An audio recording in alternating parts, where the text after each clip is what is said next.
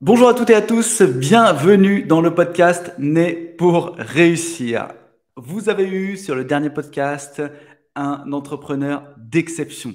Aujourd'hui, je vais vous présenter la pépite d'Instagram.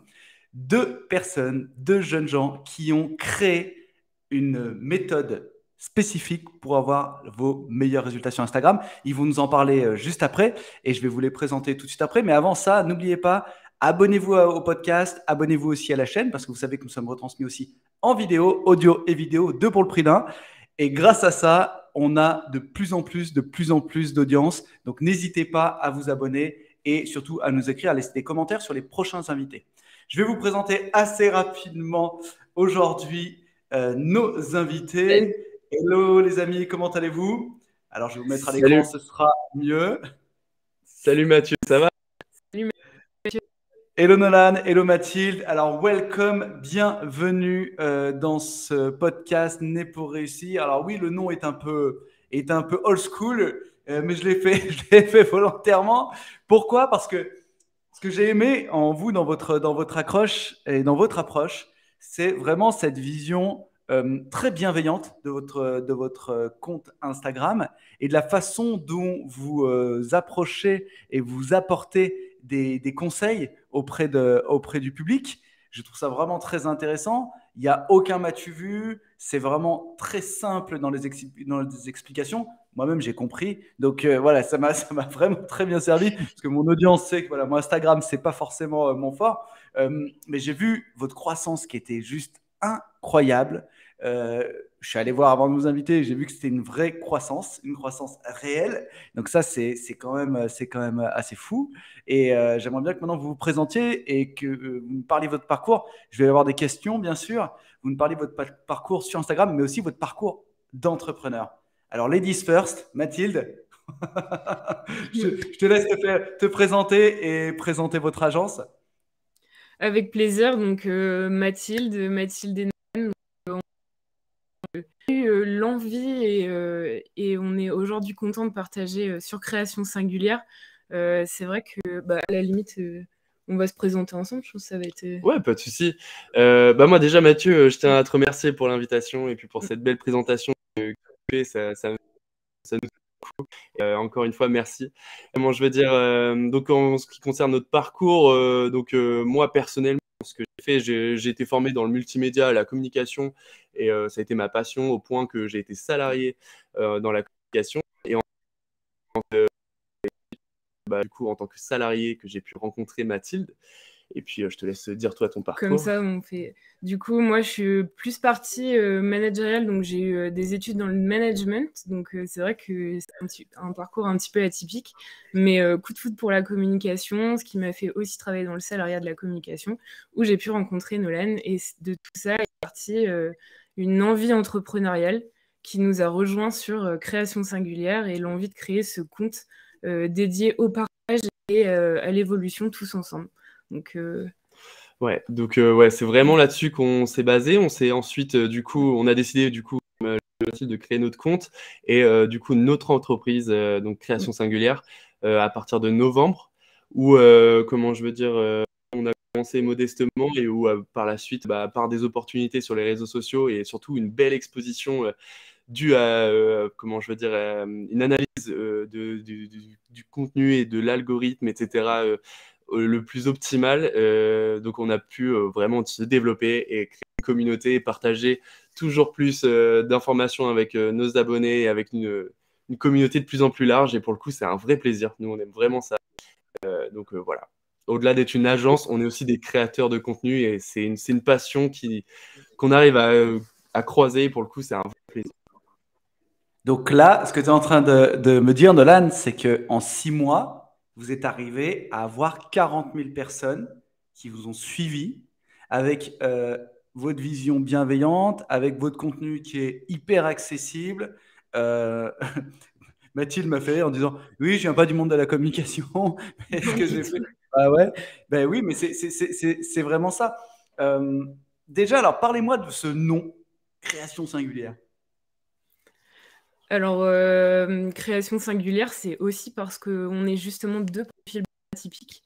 est bien différent. Donc Nolan était était plus spécialisé sur la création et expert de la création, je pense que je peux le dire.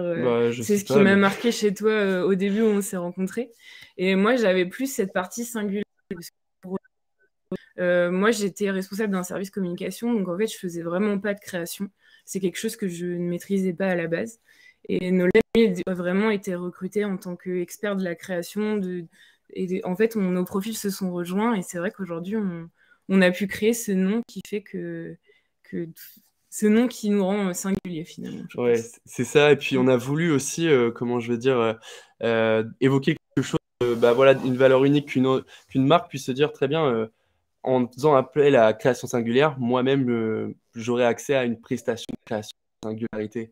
Et c'est vraiment quelque chose qu'on voulait dégager. C'était vraiment la valeur de l'unique, de l'authentique et qui soit relative à chaque entreprise, chaque marque, etc.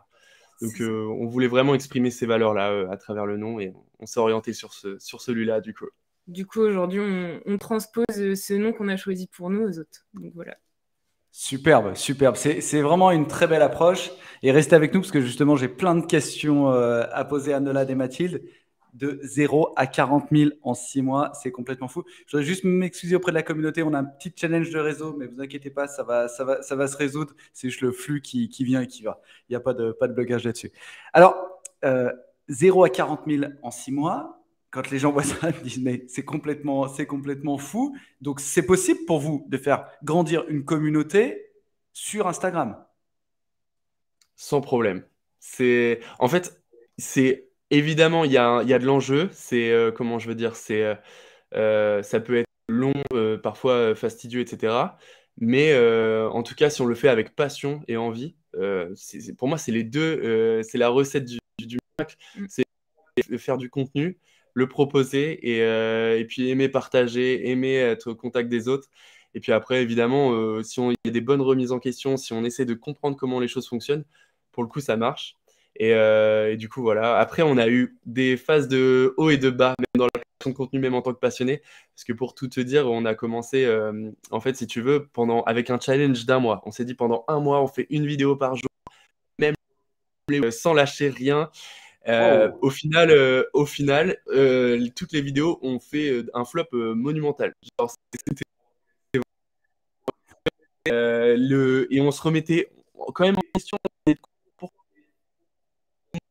On notait tout. Tout ce qui, comment je veux dire, selon nous, n'était pas le plus pertinent et efficace. Et plus on avançait, plus on se disait très bien, ok, donc ça, faut faire ça comme ça comme ça. On a fait une pause, on faisait du contenu une fois toutes les semaines et tout.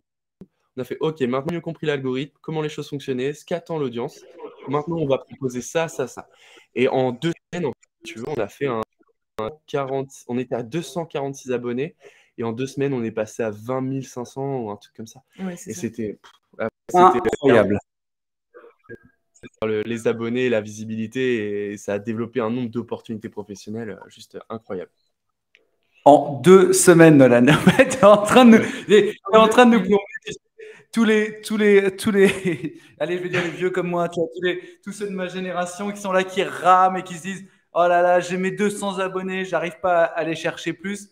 Effectivement, tu as raison, en fait, c'est de comprendre l'algorithme. Tout à l'heure, on en parlait. Moi, j'ai beaucoup d'abonnés qui me suivent sur LinkedIn, énormément parce que je viens de ce milieu-là, finalement, entrepreneurial. Et sur Instagram, pour avoir 2000 abonnés, je rame. Je suis bientôt à 3000, mais ce que je veux dire, c'est que ce que je trouvais génial dans votre approche, c'est oui, c'est arrivé. On a fait ce qu'il fallait et oui, c'est arrivé. Incroyable. Je trouve ça complètement dingue et l'approche est vraiment intéressante. Comment décriveriez-vous votre approche pour aider les entreprises à maximiser leur présence sur Instagram? Parce que je sais que vous le faites. Quelle est votre approche? En fait, justement, de ce que disait Nolan tout à l'heure, tu vois, on est parti vraiment d'un défi de 30 jours. Et de ça, on a noté finalement chaque élément qui nous ont permis de progresser et ceux qui nous ont permis de ne pas progresser aussi. Et de tout ça, tu vois, on en a sorti un guide du format vertical qu'on a rendu gratuit, donc qui est téléchargeable toujours dans notre bio. Ce guide, il fait entre 45 et 50 pages. Et en fait, ça, c'est vraiment la première démarche qu'on a faite pour aider les entreprises à suivre ce pas, parce qu'on estime que sur Instagram, il y a de la place pour tout le monde, toute personne qui a envie de s'engager sur les réseaux et qui mérite d'avoir cette place, cette montée, etc., peut l'avoir. Il suffit de s'engager et de bien se remettre en question et d'avoir envie. Et du coup, on a commencé avec cette démarche de proposer tout simplement ce guide du format vertical. Et après, ça se retraduit aussi au quotidien.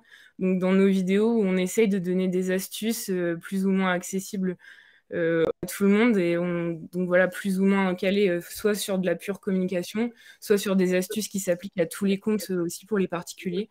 Et on essaye vraiment de partager au quotidien comme ça pour faire grossir notre compte et pour aider les gens. Et je pense que ça nous fait vibrer.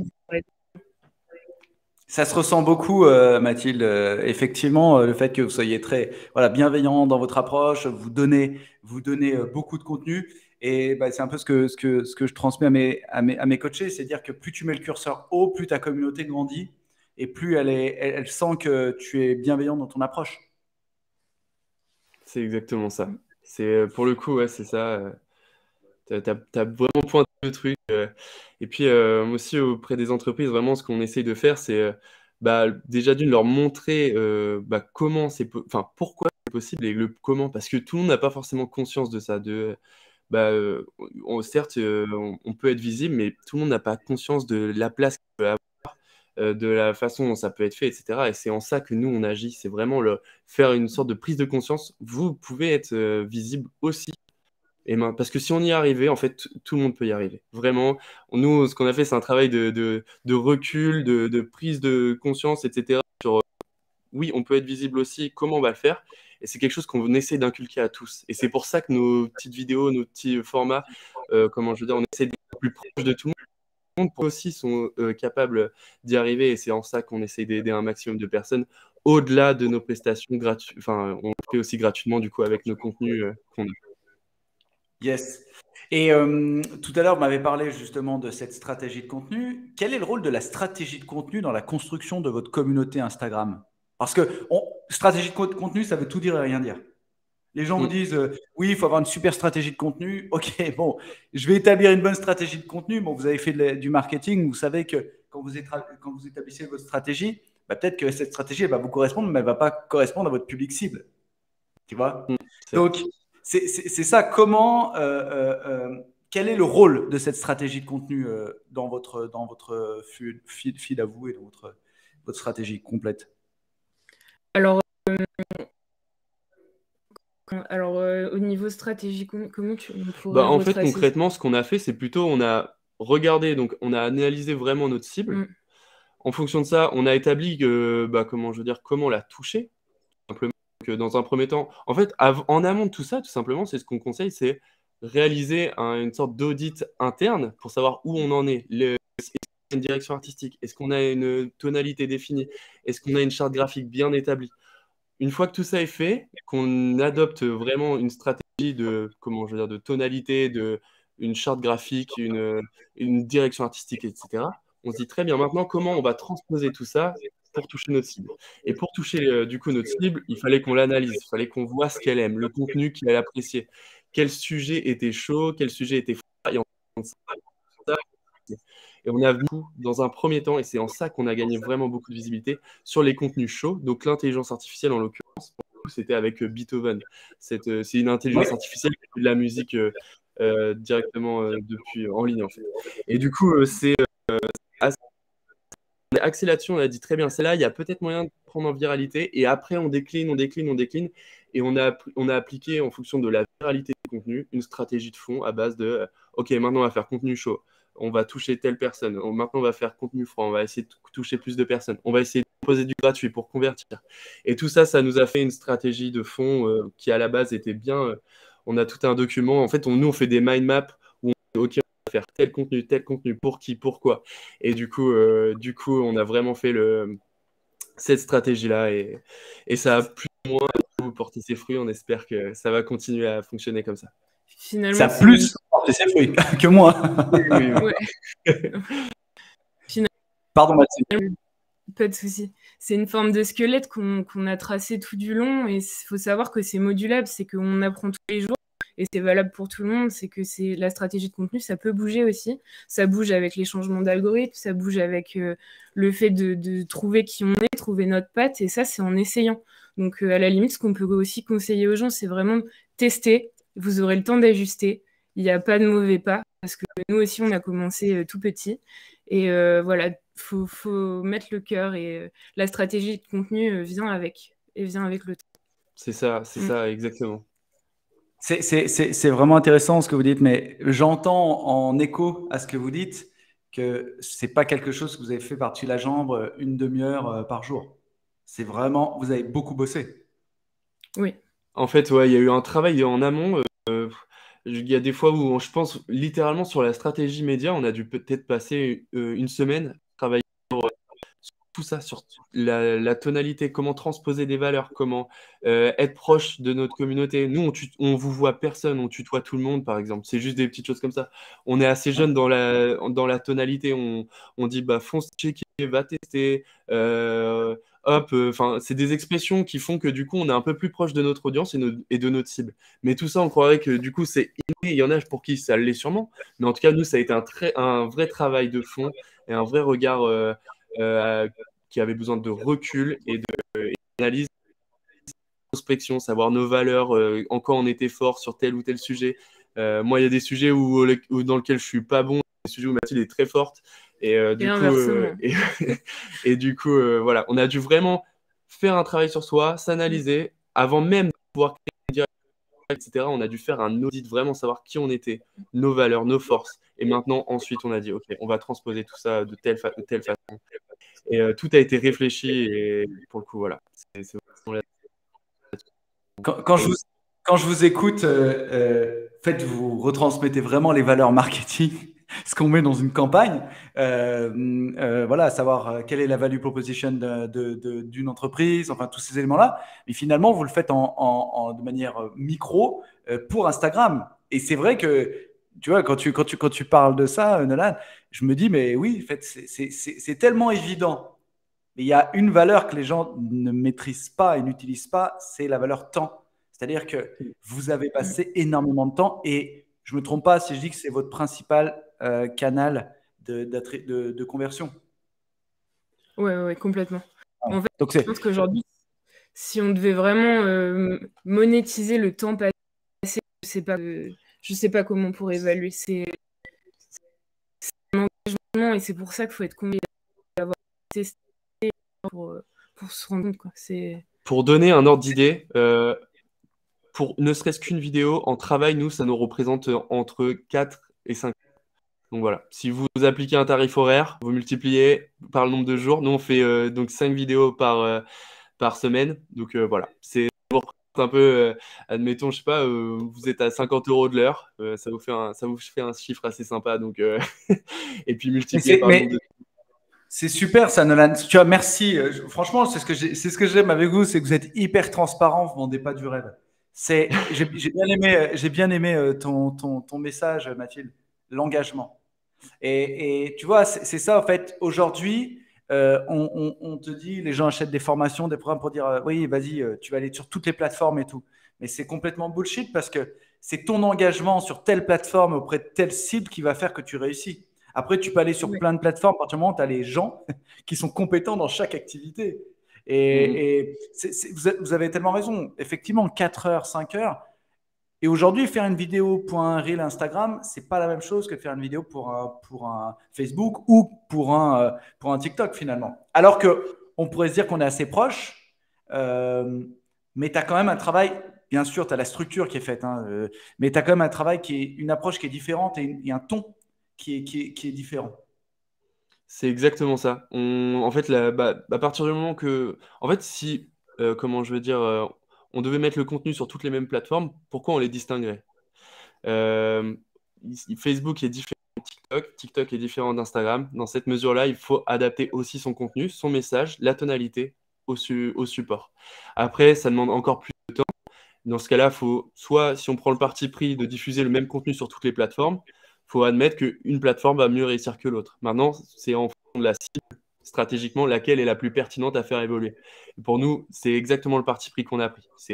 Pour le coup, on s'est focalisé sur Instagram, peut-être donc où on s'est le plus développé. Aujourd'hui, on a 45 000 ou 46 000 abonnés, et alors que sur TikTok, on en a que 6 000, sur Facebook, on en a 5 000. C'est beaucoup, hein. C'est pas ce qu'on dit, mais ce que je veux dire par là, c'est que stratégiquement, on s'est orienté sur Instagram. Peut-être qu'un jour, on décidera du coup de se réorienter plus sur TikTok ou autre. Et dans ce cas, on essaiera de changer notre tonalité, encore une fois, notre cible, notre façon de faire pour adapter le contenu justement plus à TikTok, et etc. Mais c'est exactement vrai ce que tu dis pour le coup, Mathieu. C'est vraiment un contenu à pour son parce que l'audience est tout simplement différente, quoi. C'est ça. C'est Et aujourd'hui, est-ce que l'algorithme a toujours une grande part dans la visibilité, dans l'exposition d'un réel?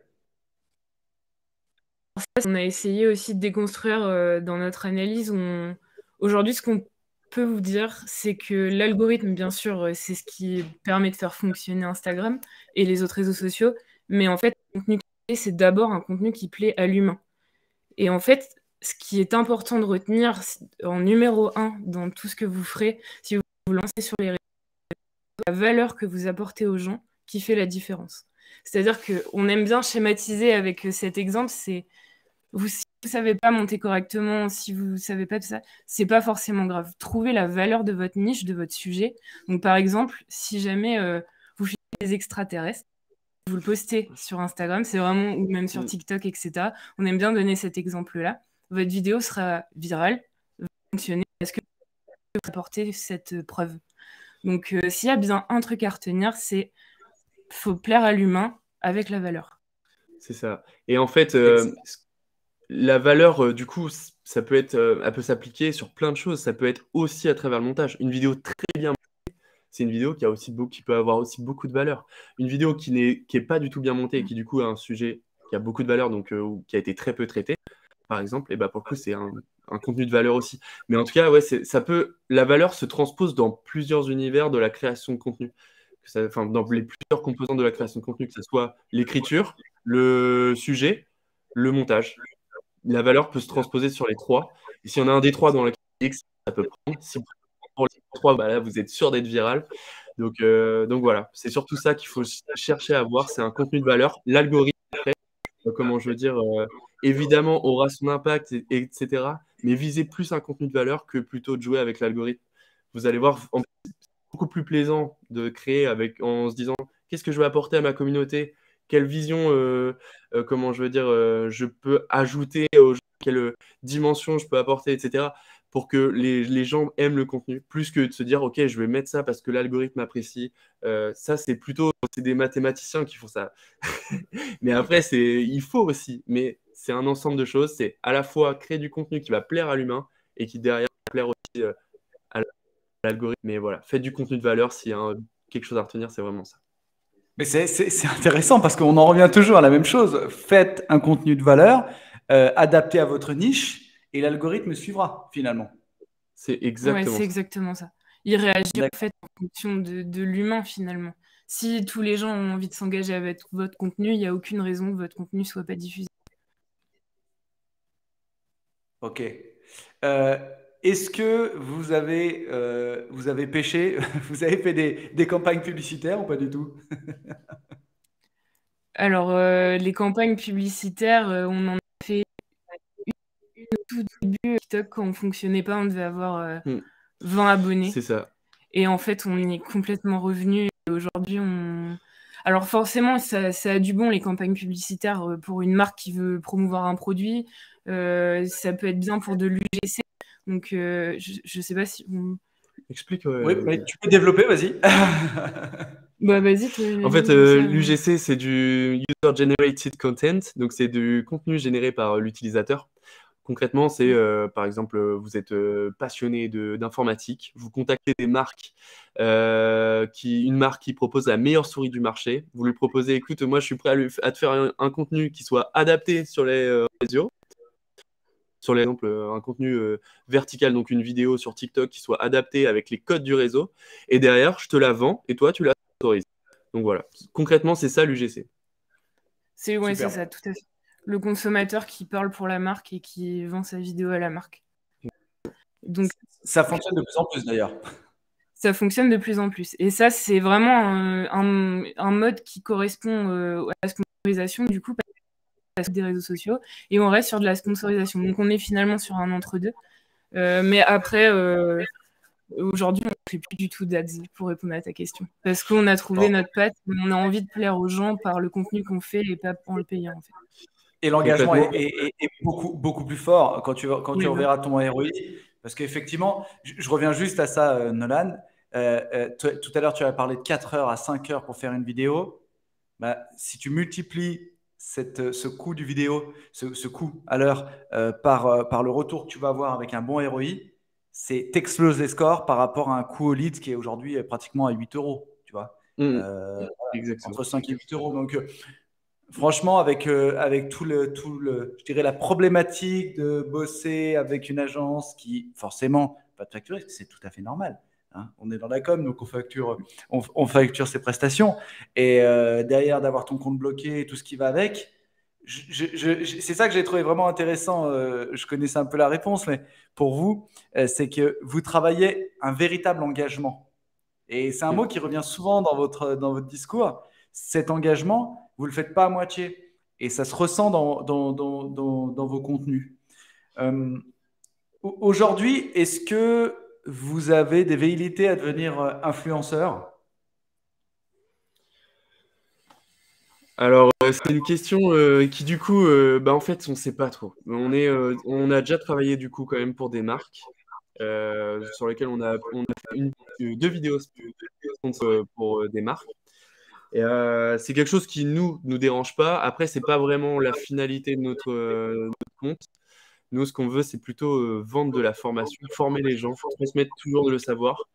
Et on n'a pas trop envie de vendre notre image. C'est pas plutôt, on n'a pas le regard à ce niveau-là de la personne qui va, par exemple, partager sa journée. Nous, si aujourd'hui, on n'a pas envie de partager ce qu'on mange ou autre, après, c'est pas du tout ça le taf d'un influenceur. C'est bien plus complexe que ça. Et pour le coup, je vois très bien ce que c'est. Mais si on n'a pas envie de partager notre quotidien, on n'est pas obligé de le faire. Et ça, c'est une sorte de comment dire, on est plus à l'aise dans notre situation comme ça, où on partage plutôt ce qu'on aime, on rigole de ce qu'on a envie de rigoler, on met des stories un peu marrantes, machin. Et le reste après, nous, ce qu'on aime, c'est former les gens, transmettre un savoir. Et voilà, c'est surtout ça. Je pense qu'on Ben, peut. On voudrait garder l'étiquette de créateur de contenu plus qu'influenceur. Je pense que ça nous super. correspond mieux. Mais c'est une vraie tendance actuellement. Effectivement, on voit que les influenceurs, il y a eu quelques petites problématiques. Et donc Ouais. aujourd'hui, on s'oriente plus sur les créateurs de contenu parce qu'il y a une valeur, il y a du vrai dedans, il y a une valeur forte qui permet justement de développer tout ça. Est-ce que vous auriez un conseil à donner? Je ne sais pas, je vais parler à ma niche, hein, des entrepreneurs, des coachs, des thérapeutes, des gens qui veulent se lancer sur Instagram au niveau matériel, typiquement logiciel de sous-titrage, logiciel vidéo. Est-ce qu'il y a des choses assez simples aujourd'hui? Alors, concrètement, en termes de matériel, ce que je mettrais toujours le plus en avant, c'est surtout le son. On transmet rien. Je pense que tu t'es très bien placé pour le savoir. Mais en tout cas, je mettrai en avant le son. Faut pas hésiter à investir dans un micro, même si c'est un micro déporté, micro-cravate ou autre. Ensuite, en qualité, en vidéo, je pense qu'un iPhone, caméra arrière, vous mettez la qualité au maximum, ça va le faire. Niveau logiciel de montage, là, c'est un peu le nerf de la guerre. Pour moi, le montage, c'est vraiment quelque chose qui va venir rendre votre contenu, rentrer votre contenu dans une autre dimension. C'est là où on va le rendre dynamique, agréable et appréciable. Pour moi, je pense qu'il faut partir soit sur CapCut, soit sur Premiere, même si sur Premiere Pro ou DaVinci Resolve, mais je ne crois pas qu'il y ait la approfondi que sur Premiere, mais c'est quelque chose à vérifier. Je ne suis pas sûr à 100%, mais en tout cas, sinon sur Premiere, en tout cas, moi c'est notre logiciel de création de montage.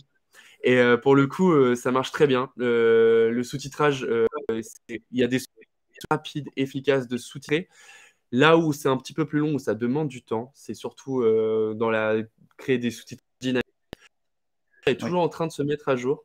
Donc, pour le coup, là, il propose des solutions de plus en plus adaptées avec avec des animations possibles sur le sous-titrage, etc. Donc, on va arriver à quelque chose sur Premiere où on fera des sous-titres le plus rapidement possible et qui soient dynamiques, avec des animations, des changements de couleurs, dans un temps record. Donc, après, sinon, il y a toujours la solution de CapCut, où vous pouvez animer aussi vos sous-titres. Et pour le coup, ça marche très bien. C'est gratuit en plus. Donc, ça, c'est le vrai avantage de CapCut, c'est que ça marche bien, c'est gratuit. Après, en termes de possibilités, vous êtes un peu plus limité, surtout en termes de sous-titrage. Mais sinon, ça marche très bien aussi pour le format vertical. Il y a énormément de créateurs de contenu qui font ça.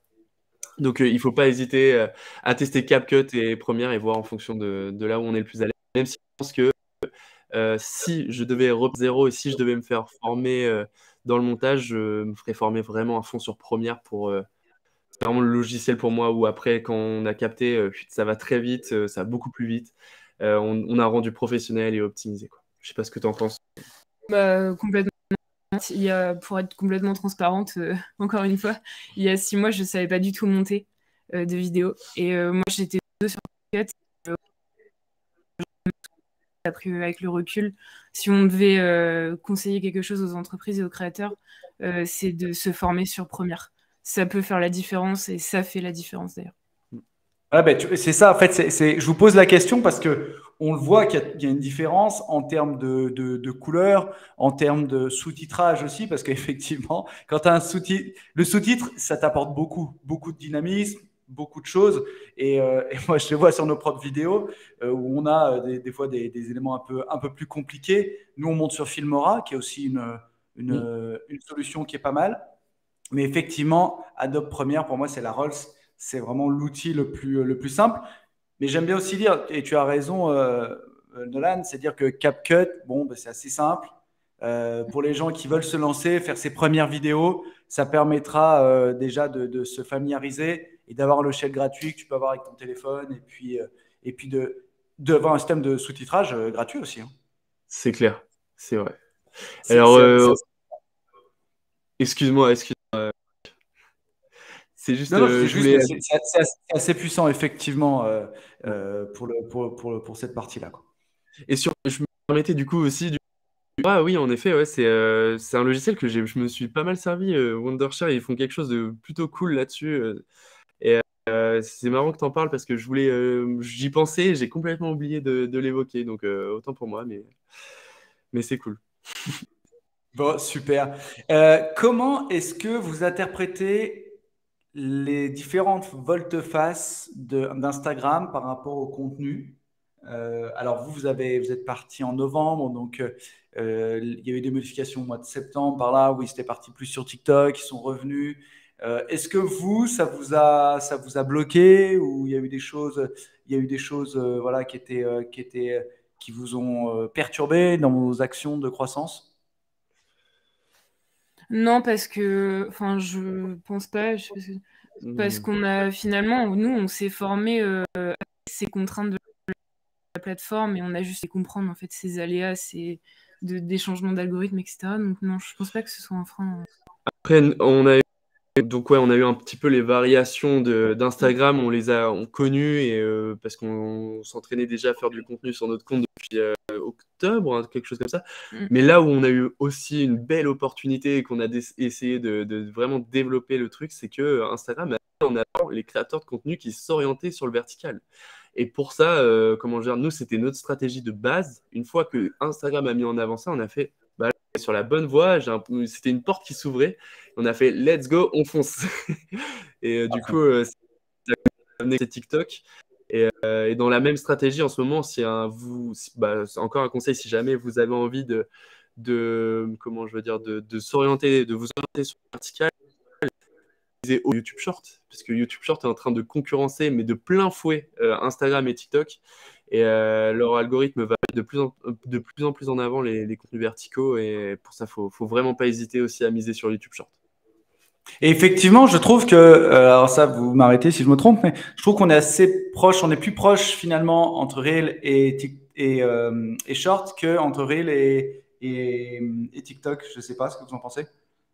Je dirais que chaque plateforme a un peu sa spécificité. J'aurais du mal, je sais pas trop. En fait, c'est variable. Il y a des fois, en fait, j'ai l'impression que sur YouTube, en tout cas de notre regard, nous, on n'a pas du tout réussi à créer de communauté sur YouTube. Donc moi, je donne un conseil, mais on l'a pas, on n'a pas hyper bien réussi sur YouTube pour l'instant, mais on va s'orienter sur l'horizontal sur YouTube. On va faire une stratégie encore là-dessus d'ici quelques mois.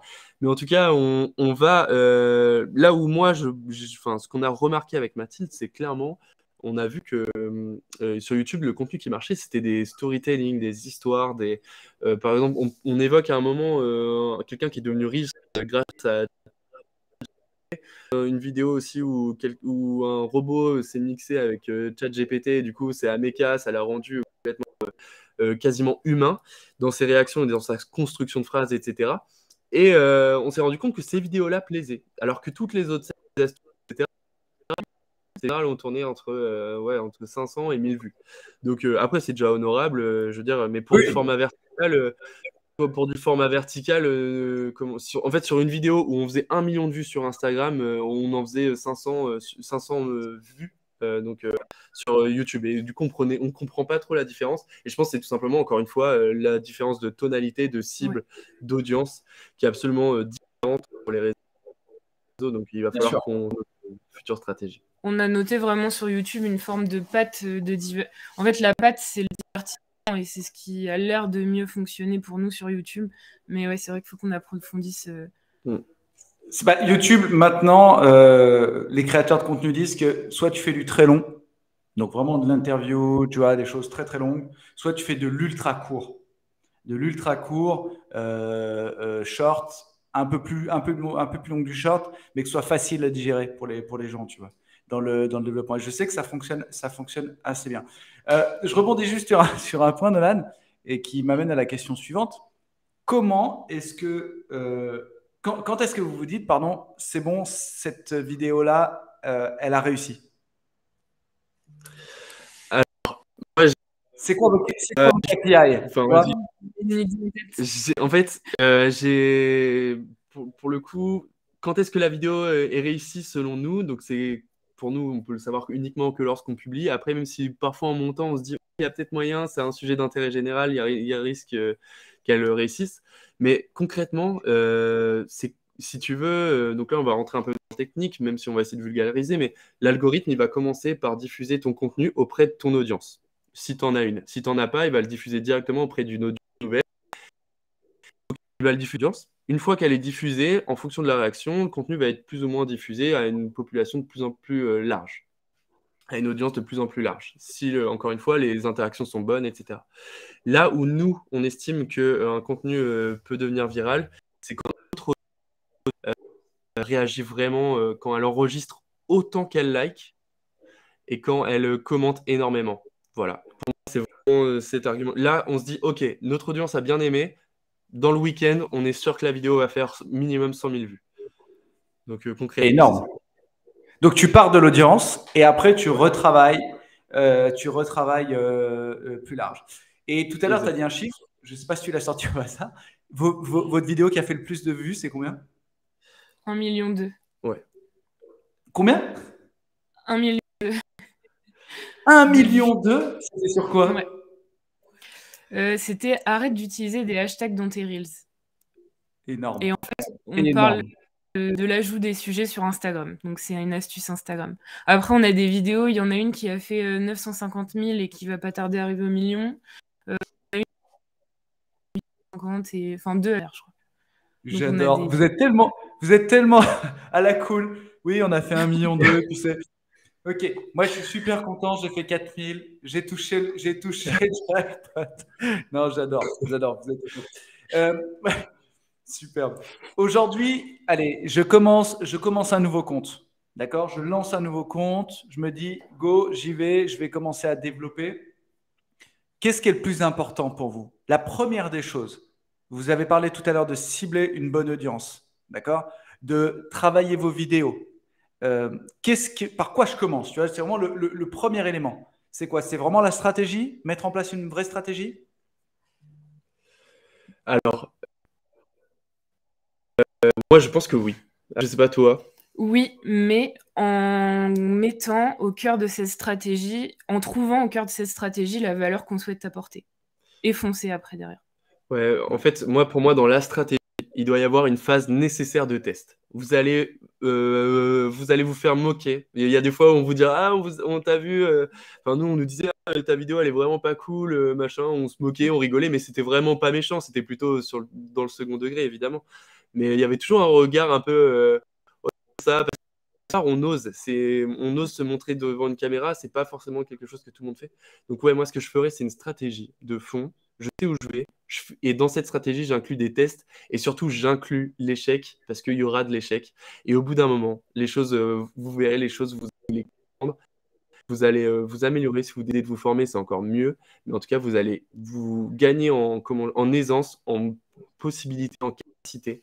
Et vous verrez, ça va complètement changer. Votre première vidéo, elle n'aura rien à voir avec la dernière. Donc, ce que je ferai, c'est vraiment stratégie de contenu sur le format vertical et miser à fond sur la possibilité comment de me louper, en fait, de faire des tests, de regarder, ok, ça va pas parce que, demander à l'entourage pourquoi aussi, et puis ça va forcément s'améliorer. Ça peut prendre du temps, Alors, mais ça va s'améliorer.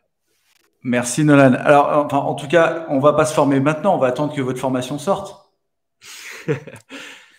Bah, carrément. C'est justement, ça fait super plaisir. Mais en tout cas, oui, on va sortir du coup une formation pour savoir comment on a fait, comment je veux dire, quelle stratégie adopter, comment créer du contenu qui soit pertinent, efficace sur les réseaux et comment bien monter votre contenu, etc. Ça va vraiment rentrer dans le détail. On va être dans la stratégie et dans le détail technique tout en essayant de vulgariser pour que tout le monde puisse comprendre. On va essayer de répondre à tout ça et de façon à ce que vous soyez tous visibles parce que vous méritez tous d'être visibles. Et si on a réussi, vous pouvez aussi, vraiment. Excellent. J'ai encore quelques questions pour vous, les amis, parce que tant qu'on vous tient, on vous garde, hein, c'est vraiment tellement intéressant. En fait, je vais être honnête avec vous, vous m'avez réconcilié avec Instagram. C'est vrai. Ouais, vous devriez leur demander quelque chose quand même. Très bien. Aujourd'hui, est-ce qu'il vaut mieux travailler les photos, les vidéos? Est-ce que vous avez un conseil par rapport à ça? Alors, pour moi, si on veut gagner en visibilité et développer sa communauté, faut viser à 100% vertical. Aujourd'hui, les photos ne sont pas forcément propulsées par l'algorithme et permettent surtout de fidéliser une audience qu'on capte grâce aux vidéos verticales. Donc finalement, ça permet de fidéliser, donner de l'info, faire un feed cohérent, donner envie de rester. Et par contre, les vidéos verticales, c'est ce qui va vraiment aller capter les gens et c'est ce qu'ils vont faire, qu'ils vont vous suivre et vous connaître en fait. Je pense que Ouais, c'est ça. C'est vraiment stratégie d'acquisition qui peut être diffusée à un maximum de personnes. Stratégie de conversion, post sur les réseaux avec des carousels, donc des photos qui sont comment je veux dire, plusieurs photos dans un post, des stories où vous montrez votre côté humain, vous humanisez votre contenu, vous créez une proximité. Mais voilà, en tout cas, vous voulez développer votre communauté, vous allez être obligé de passer par des reels. Les photos, pour moi, c'est une stratégie qui vient convertir votre audience. Mais sinon, on oublie, pour acquérir, c'est très compliqué en photo. Mais c'est super. Bah, merci parce que ça, c'est vraiment un conseil qui vaut de l'or, les amis. Aujourd'hui, beaucoup de gens misent sur les photos, effectivement, alors que bah, c'est pas facile hein, de se retrouver devant une caméra. Vous êtes assez à l'aise. Moi, c'est mon quotidien. Mais pour beaucoup, c'est assez difficile et je peux comprendre parce qu'on travaille son image. Il y a plein d'éléments. Il faut que le son soit bon, il faut que la vidéo soit bonne, il faut donner le bon ton. Mais si je peux donner un conseil, et je pense que vous serez d'accord avec moi, il vaut mieux faire une bonne vidéo que de faire 10 petites vidéos qui sont, voilà, qui sont à moitié bâclées et sur lesquelles on n'a pas travaillé. Je ne sais pas ce que vous en pensez. Bah, totalement, totalement. Parce que après, dans le meilleur des mondes, il faut faire 10 vidéos incroyables. Mais, mais sinon, comment je veux dire, c'est exactement ça. Nous, auquel on serait bien passé, si on avait directement commencé par Beethoven, par exemple, celle qui nous a fait monter en flèche, j'imagine qu'on serait bien passé des autres, on aurait été plus crédible dès le début et tout. Donc, ouais, après, c'est aussi un regard où on se dit, bon, ça a fait des tests, mais en tout cas, si vous voulez miser tout sur une vidéo, vous allez gagner en visibilité, l'algorithme va vous mettre en avant, parce que l'avantage du format vertical, en fait, c'est que vous avez la même chance d'être visible ou à 10 millions d'abonnés. Vous avez la même. Après, évidemment, vous n'allez pas toucher la même audience. Donc, le premier échantillon va être bien plus grand pour un compte qui a 10 millions d'abonnés que pour un petit compte. Mais sinon, vous allez toucher le même nombre de personnes potentielles en termes de nouvelles audiences. Donc, concrètement, vous avez 0 abonnés, vous sortez la bonne vidéo bien montée avec un sujet de valeur. Vous pouvez faire 1 million de vues sans problème. Excellent, excellent. Mais ça, c'est vraiment des conseils en or, les amis. Et j'ai encore une question pour vous qui a été posée par la communauté la dernière fois, parce que j'ai posé des questions moi, pour savoir. Quid des stories? Qu'est-ce que la story apporte à votre contenu? À votre compte, pardon. Les stories, c'est un algorithme un petit peu différent. On est surtout sur, comme un petit peu les photos finalement, on est vraiment sur faire rester les gens, créer une image de marque personnelle, faire participer et convertir en story grâce aux liens, à tout ce qu'on peut y intégrer qui renvoie finalement sur des sites internet, qui renvoie à des quiz qui font participer et du coup qui créent de l'interaction avec votre contenu. Moi, je pense que je situerais plus les stories comme ça. Exactement, ouais. Moi, c'est humaniser son contenu. Mm. Vous créez de la proximité si vous avez envie de le faire. Si vous êtes plus dans une image un peu plus conventionnelle, c'est une stratégie encore différente. Mais si vous voulez être plus proche de votre audience, donc si vous passez derrière une caméra, etc., montrez les backstage, montrez à quel point vous pouvez, vous êtes humain en fait, à quel point vous aimez la vie, je sais pas, mais en tout cas à quel point vous êtes aussi expert de votre domaine.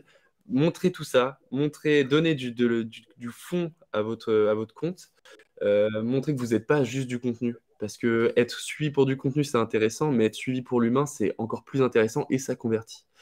On a envie de suivre quelqu'un j'imagine Squeezie qui demain relance un compte, rien que pour son image, il va réobtenir un d'abonnés sans faire de vidéo, parce qu'on apprécie le personnage. Et c'est dans l'optique, c'est la même chose en fait, qu'on va chercher pour ce qu'on est et se mettre aussi en avant et voilà, pour montrer qu'on est humain tout simplement, qu'il y a des situations marrantes. Des fois, nous, on met nos pires moments en vidéo quand on n'arrive pas à dire une phrase ou qu'on bégaye comme n'importe quoi. Et on le met et ça nous fait bien rigoler. Et en général, la communauté est réactive. Mais en tout cas, ouais, c'est ça. Et puis, les stories, c'est une vraie question. Il y a toute une stratégie derrière aussi les stories. C'est limite une autre forme de contenu. Il y a un algorithme à proprement parler.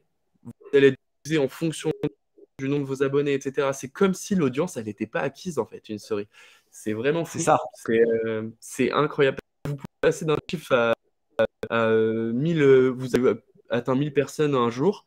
Le lendemain, vous allez en atteindre 5000 et le surlendemain, vous allez en atteindre 500. Donc, on ne comprend pas. Sur le coup, on se dit, mais pourquoi? Et en fait, on comprend que c'est parce qu'on incite l'interaction par tel ou tel contenu. Donc, se montrer physiquement, ça amène les gens à visiter votre compte, etc. Donc, il faut se montrer, il faut interagir avec la communauté, leur faire des quiz, etc.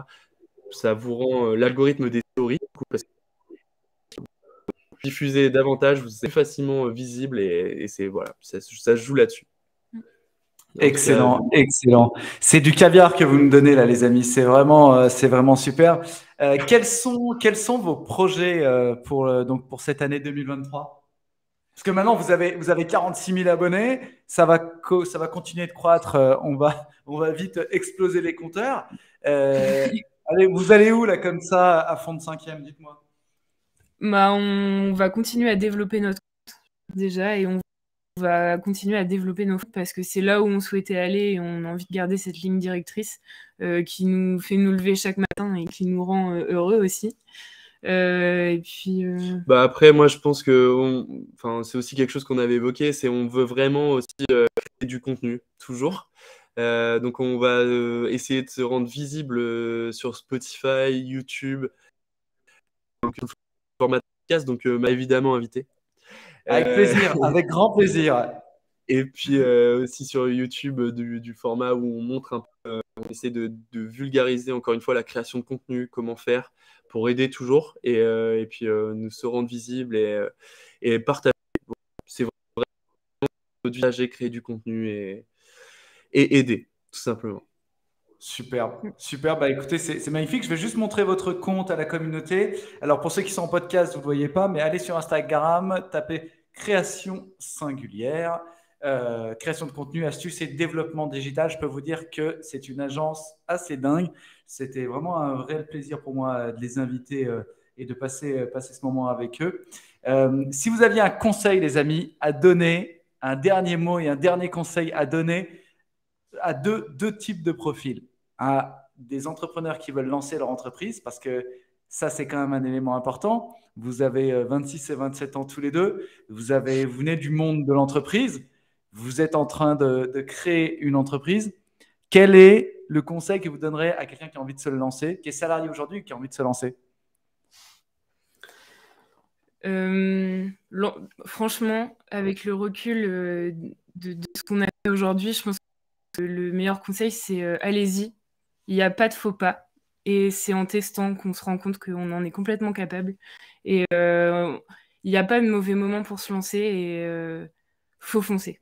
C'est comme ça qu'on capitalise, c'est comme ça qu'on apprend et c'est comme ça qu'on va vers le bon chemin, je pense. Ouais, et puis alors moi, en tant que, je me permets de parler de mon expérience, mais en tant que salarié, je m'y retrouvais pas du tout. J'étais en décalage avec ma vraie volonté de vouloir, je voulais tout simplement développer ma marque et notre marque, surtout, qu'on partage quelque chose qui nous ressemble. Et aujourd'hui, bah, ça m'a libéré et j'ai envie, tous les jours, j'arrive avec le sourire, j'ai envie de travailler à fond, de créer du contenu. Donc, en fait, il faut oser. Il faut oser, il faut croire en soi et il faut oser. C'est surtout ça. Il faut se mettre il faut se focaliser sur ce qu'on veut, rester concentré, oser et ça va évidemment évoluer si vous avez les compétences si vous vous développez dans votre activité, etc. C'est sûr et certain, si vous êtes expert, si vous maîtrisez, même sans être expert, je pense que si vous maîtrisez vos sujets, vous testez et vous allez apprendre des choses, vous les retranscrivez et ça va marcher. Soyez Excellent. passionné, il n'y a pas de syndrome de l'imposteur. Ah, j'adore. Alors, toi, j'allais te demander le mot de la fin, là, Mathilde. Tu as cloué tout le monde. C'est parfait. Excellent, merci. Vraiment, vous avez une telle bienveillance et une telle envie, une telle énergie de présenter votre projet et surtout ce que vous faites sur Instagram. C'est magnifique.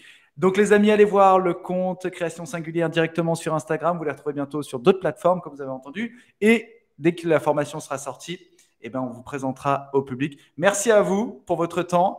Merci d'avoir donné tous ces conseils. J'ai appris énormément de choses. Hein. Pourtant, je suis dans le marketing depuis 20 ans. Donc, vous voyez, on apprend tous les jours et c'est vraiment exceptionnel. Et n'hésitez pas à aller justement vous abonner au compte Création Singulière. Le dernier mot, le mot de la fin pour toi, Mathilde? Pas de syndrome de l'imposteur, soyez passionné. Superbe. Et toi, Nolan? Oser, oser. Génial. Merci à vous, les amis, d'avoir joué le jeu. Et on se retrouve bientôt sur votre prochain podcast à vous. Merci. Avec plaisir. Avec Merci, plaisir. Mathieu. Voilà, les amis. Merci de nous avoir suivis. Vous êtes abonnés au podcast, j'en suis certain. Vous avez vu un peu ce contenu extraordinaire, Création Singulière. Deux jeunes qui lancent une entreprise, mais avec une vision stratégique. La stratégie et le travail payent toujours. Vous l'avez vu avec tous les intervenants qu'on a eus. Abonnez-vous, partagez ce podcast, abonnez-vous à la vidéo. Désolé pour la partie technique qui était un peu floue à un moment, mais il n'y a pas de souci, le son était là. Donc pour nos amis qui nous suivent sur Spotify et Deezer, vous êtes en lien. Et puis pour ceux qui veulent aller plus loin, vous ne le voyez pas sur le podcast, mais pour ceux qui ont la vidéo, vous pouvez télécharger je vais y arriver, l'ebook directement sur le site mnmarketing.co ou vous pouvez le retrouver directement là avec le QR code, vous le flashez et vous allez directement sur la page. À très bientôt et on se retrouve avec un prochain invité. Vous allez voir, c'est du caviar. Il a travaillé dans les plus grandes radios, les plus grandes télés et il a fait une formation incroyable. Il nous en parlera la prochaine fois. À bientôt.